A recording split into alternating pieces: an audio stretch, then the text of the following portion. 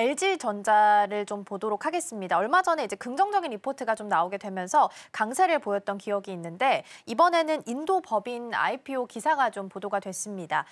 법인 이름을 비공개에서 공개로 전환을 하게 되면서 IPO를 본격적으로 준비하고 있는 게 확인이 좀 되고 있는 건데요. 오늘 1%대 상승세 보이면서 82,700원 선입니다.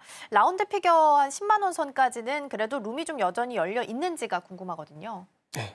뭐 실적에 저는 이제 기대를 걸기보다는 아까 말씀드렸던 IPO 쪽에 기대를 거는데 자금이 확보되면은 LG전자는 중장기적으로 물리적 AI, 뭐 휴머노이드, 로봇 사업에 대한 확장, 전장 사업의 확장이 조금 최근에 많이 부진했기 때문에 다른 성장 동력으로서의 포인트를 우리가 잡아야 되는데요.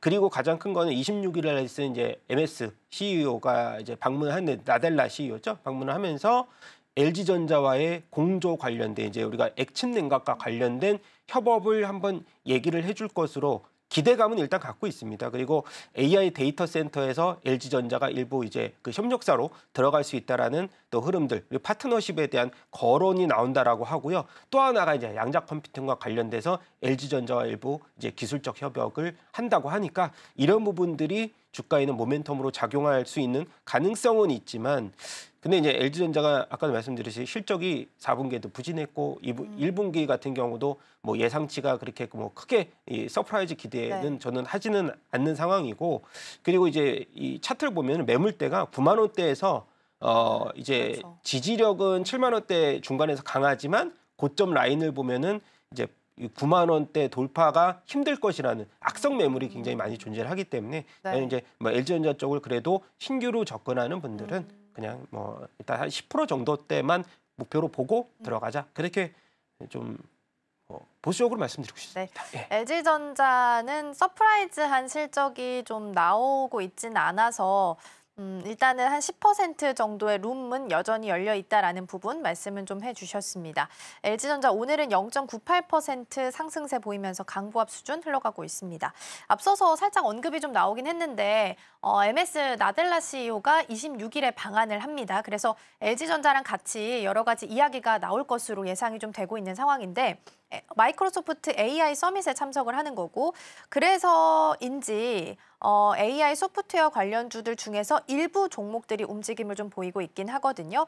그러면 보유자들은 이렇게 반등을 줄 때 조금 빠져나와야 되는지도 궁금하실 것 같아요. 오늘은 코어라인 소프트 7%, 루닛 딥노이드도 한 3%대 강세 보이고 있긴 합니다. 어떻게 보세요? 좀 아쉬운 모습들이 계속 연출이 돼서 사실 이제 이번에 반도체주들 좀 상승을 하고 이제 하드웨어 쪽이죠. 근데 소프트웨어 쪽은 고점에서 지속적인 수급이 좀 빠져나가는데 뭐 결론은 그런 것 같아요. 워낙에 미국과의 이 테크 기업과 소프트웨어 기업과의 격차, 기술에 대한 격차도 계속해서 시장에서 좀 노출되는 부분이고 그리고 팔란티어 주가가 이번에는 좀 반등을 보였지만은 고점에서 가격 논란이 일부 나오면서 밸류에이션에 대해서 굉장히 비싸다는 측면 때문에 빠졌는데 국내 주식은 뭐 밸류에이션을 논하기가 좀 굉장히 좀 부끄러울 정도로 실적에 대한 흐름들이 굉장히 크게 좋지는 않았다는 거죠. 그래서 저는 일단 이 탑픽으로서 몇 가지 종목을 그나마 좀 선정을 하자면 제가 이제 펀더멘탈을 그래도는 한번 봐야 된다라고 말씀드린 게 뭐 한글과 컴퓨터라든가 더좀기주어는 펀더멘탈이 수반된 종목으로서의 가치가 있는 흐름들이고 그다음에 이 향후 성장성은 솔트룩스가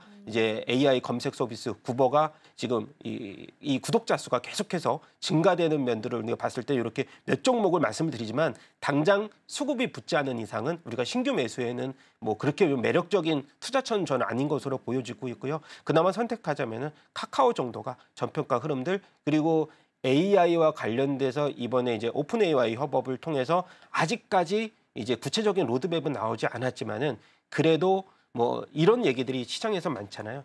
국내 시장은 AI의 미국의 식민지가 될 것이다라는 얘기는 있지만 그래도 오픈 AI와 협업을 통해서 이 카카오의 지금 흐름들이 반전이 될 수 있는 가능성들이 충분히 많기 때문에 저는 그나마 고른다면 카카오에 대해서 이 향후 이제 턴어라운드에 대한 가능성들이 그래도 빠르게 열려 있지 않을까 타 종목에 대비해서. 근데 AI 하면은 이제는 통신주를 저희가 선택을 할 수밖에 없는 구조고 그 중에서 KT를 저는 굉장히 많이 주목을 해보자라고 말씀을 드려야 될 것 같은데 KT 주가 흐름을 보면은 이번에 SK텔레콤의 시총을 넘어섰거든요. 그게 이제 KT만의 본질적인 가치가 이제 우리가 올라갔다라고 생각을 해야 되겠지만은 AI 데이터 센터향 이 매출이 전년 동기 대비해서도 급증을 했고 이번에 1조를 넘어섰거든요. AI 데이터 센터향 매출이. 그리고 이번에는 마이크로소프트 아까 좀 말씀드렸지만 마이크로소프트와 협업을 구체적으로 지금 준비 중이면서 기존의 통신의 사업에서